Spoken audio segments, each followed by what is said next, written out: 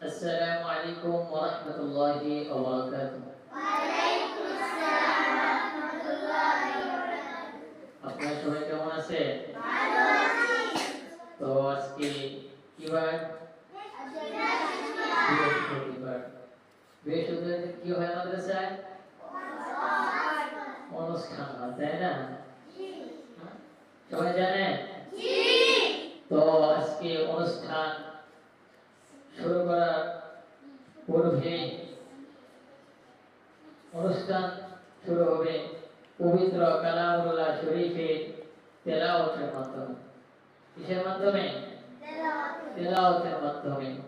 সর্বপ্রথমে পবিত্র কালামে হাকিম থেকে তেলাওয়াত নিয়ে আসবেন অত্র মাদ্রাসার